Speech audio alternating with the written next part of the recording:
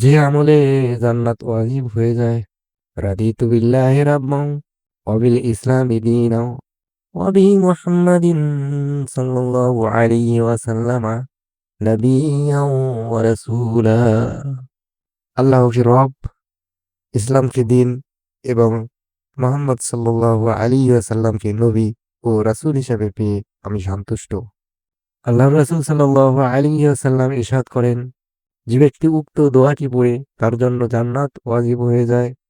অন্য এক হাদিসে মুনাইর রাদিয়াল্লাহু তাআলা আনহু থেকে বর্ণিত হয়েছে, আমি রাসূল সাল্লাল্লাহু আলাইহি ওয়াসাল্লামকে বলতে শুনেছি, যে ব্যক্তি প্রতিদিন সকালে দোয়াটি পড়বে আমি তার হাত ধরে জান্নাতে পৌঁছে দেব।